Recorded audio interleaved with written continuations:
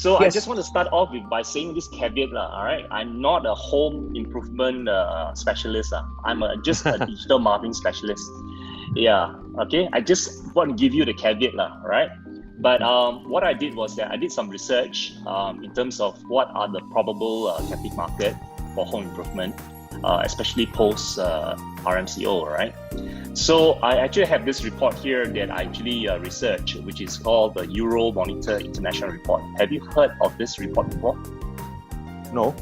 No. Okay. So this is a report that basically the thing is that they do a lot of market research in terms of market potentials for all different markets around the world, and also for different categories of businesses, right? So what I did was that basically I looked in terms of the home improvement market, and your question was what are the markets that you could actually expand to or target to, right? I think that was your question, right? So according to this report itself, I think the key prospects as of 2019, last year, because we don't actually have a lot of data today on MCO and post MCO, right? Yes, so this data is based on pre-MCO, right? So it's actually on 2019. So according to their report, which they recently released in April 2020, it says that one of the key prospects that you should target is basically time-pressed consumers, right? That actually favor professional services. Okay. Yeah. Okay. Yeah. And the busy urban lifestyle basically has contributed to a lot of consumers in Malaysia employing professionals like yourself. Yeah. And to carry out home improvement tasks. And Malaysia has always not been what I call a DIY market. Yes. I mean, I have a few friends who are very handy. I call them the handyman, right? Yeah. They can build kitchens, cabinets, they can change the tiles easily, but not for me. All right. Even though you have those handy mart, those hardware shops available that provides all those tools. Even if I want to paint do painting for my house, even just a wall, right? A lot of professionals like myself, we are actually, number one, we don't know how to do it. Not that because we don't want to learn, but it's because we are time pressed. Right? Yes. And because of this segment, like myself, I'm actually willing to pay. Right? Even despite my wife says sometimes, hey, why not you just go to YouTube and learn how to paint a wall, how to fix a tile, how even to change a tap, right? I mean, so majority of those people, professionals like myself, this is a key market that you should target. You should, so what I'm saying is that you should target people like me. Right? Even after MCO, I believe that the market will still go on, right? Yeah, but obviously the market will be more impacted because if you look at professionals like in certain job categories, they will probably be affected because a lot of retrenchment, a lot of downsizing of organization, right?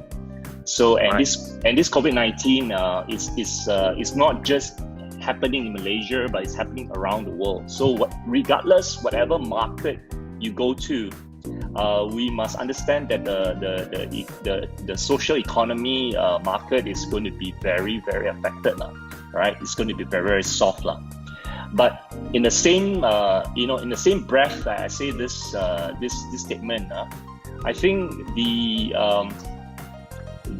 region, I would say around maybe Southeast Asia, where Malaysia is strategically placed. Southeast Asia. So I'm looking at the Indonesian market. I'm looking at Singapore market. Looking at Hong Kong. Even what else? I think if you look at this Southeast Asia market, I think it's the first step to market expansion, right? So you might want to look at for these people. Whilst in Malaysia, by the country itself, the job market, the professionals, the market is actually in a way that their disposable income is shrinking. You basically need to expand your market. right? So that is basically the business strategy lah. So that means you look for more busy professionals who favor professional services, not just in Malaysia, right? But in Indonesia, Singapore, Hong Kong, what else? Yeah, I mean, you can look at the Asia region, especially the Southeast Asia region. So if you look at that net, as you do digital marketing strategy, you can actually, the cost of entry to enter those markets is actually very low, right? Very low. So later on, I'll talk about a little bit about the strategy here, right? How you can actually reach them, yeah? So, and the thing is that for you to compete regionally, because you have actually a regional ambition, okay? Yeah, you have a regional ambition. You want to basically, expand the market regionally. Your company's service positioning is very important, very important, right? So you must be, your branding must be very, very strong, because I think number one, you got to even check what is your awareness like in Malaysia. What is the awareness like in Indonesia, or those markets that I mentioned just now, Singapore, Hong Kong, right? So you got to determine where your playing field is, right? And so you need to have a very differentiated strategy from a branding point of view, right? And the thing is that sometimes you got called a spade lah. You have brand names like, for example, this part here, okay? Like White Horse, right? White Horse. So if I mention White Horse, everybody knows it's got to be do with what you call wall or floor tiles. What is your branding first? Does the marketplace knows it or not? Right? Does the marketplace recognize that you are the ID, the company that the services that you provide or not? Just like how White Horse is associated with range of tiles, right? Nippon Paint is obviously got to do with paint, right? Yeah, and they do a lot of educational videos, for example, to educate the market, especially in the child wellness range on decorative paints, right? Yeah, and the thing is that it's not just from a product point of view, but it's very much lifestyle. Yeah, lifestyle. So what kind of lifestyle do you want to look at, right? And then you have Bosch. So anyway, coming back to this point here, henceforth, the thing is that you talk about the probably capital market for home improvement. I think number one is that the segment is professionals who are time pressed. Yeah. So this number one. Number two is that you need to be a specialist. You cannot be a generalist. When you talk about ID, right? I mean, you cannot be a generalist for everything. I also can fix everything, right? Because a generalist will not do well from a branding perspective, right? From an engagement perspective. So you need to pick, your amongst the services that you do in your company, which is the area that you actually want to dominate first, right? First itself. I know you work with suppliers, or manufacturers of those different house, building materials. But you got to pick your segment, right? So going back to the Euro monitor itself, flooring and bathroom are basically now in today's market are the key focus for home renovation. Yeah, flooring and bathroom. So as basically people migrate from rural to urban migration, and ongoing household development, housing development, and home renovation, continue to drive actually very specifically. If we all living in a tropical country, we love wooden flooring. Yeah. So it's a big market for wooden flooring, and if you look at some of those companies, manufacturers who does wooden flooring, they're doing actually pretty well, all right? Pretty well. So, and if you look at in terms of bathroom and sanitary wares, this was actually a very popular home renovation segment, right, in Malaysia, right?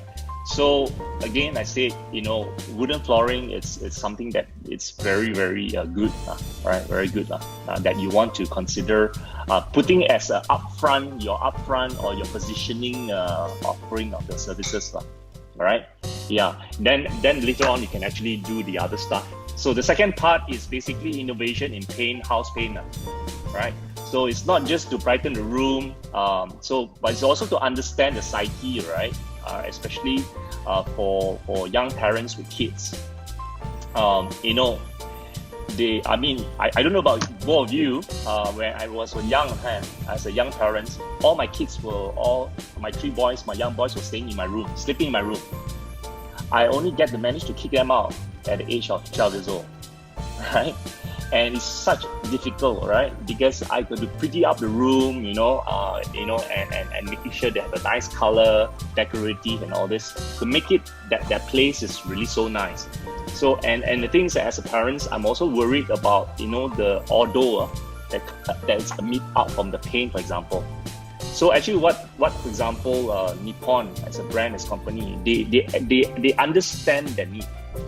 They understand the need, and they actually come up with products that is safe for the children, right? And it's also interesting for the children because they have decorative paint. So what I'm sharing all this is that today, even though home improvement is actually very functional, it's a very functional services. You got to elevate yourself beyond the functional services, but towards more. What is the benefit?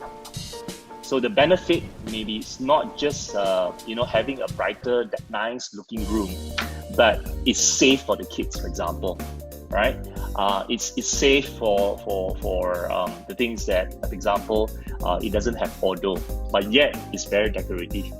And I think one of the market right nowadays, if you can observe post MCO, which is something I can add on, is that nowadays people do a lot of and companies do a lot of virtual webinars, right?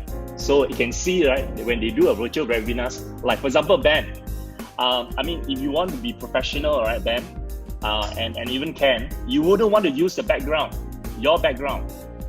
that you have now in your Zoom, right? So you actually need a wall, right? You need a nice wall, and it's not just a wall that is, just plain looking. You could actually, have different colors and all these things and decorative, for example, paint, right? To do this. So what I'm saying here is that this is one market that you can dominate. You can actually say, how can you have a nice presentation wall behind you? Right? And these are the tools that you can do, and these are the place you probably want to actually right now consider e-commerce too, right? E-commerce. So you become an aggregator. Right? Of between yourself as a service provider and your suppliers. Okay. So that's basically what I want to cover for now, because we only have about 3 more minutes before the next person comes in. That's probably the market here. So what I'm going to do here is that I'm going to quickly now move into the E strategies, right? So what are the E strategies that's most ideal for market expansion, considering the weak economy? So one of the good thing about E strategy is that, as mentioned earlier, the cost to acquire, say for example, this one here, I type it here, home improvement. Okay, I get this out of the way. All right, home improvement service. Okay, service near me. All right, near me. So when I type here, okay, home improvement. Okay, I just put there home improvement services. Okay, home improvement service. So if you could look at the screen on the right hand side, in Malaysia itself, there is every month on average, Ken and Ben, there's only 10 people, 10 queries in search that is searching home improvement service. So the thing is that if you were to use, for example, the Uber suggest that I mentioned last session, right? You can then select, say for example, Indonesian market, Singapore market, yeah? And then you will basically find what is the average monthly search. So your competitors are really like advertising in Google Ads really. Like for example, renovation services, this company called T Office Systems, full renovation under budget, So if you look at this, I click on this, for example, right? So you got this company like Recatone, which I liken to be your competitor, right? Yes. Yes. Yeah. So what I'm saying is that if you want to compete with the E strategy, I think number one, you got to start considering e-commerce really, as an aggregator between your services and with your suppliers, right? So they can actually go to online, go to your website and start getting free codes like what you saw just now, right? And then from the free code, they know they can fit on their budgets, and then they can engage you because they will compare codes right?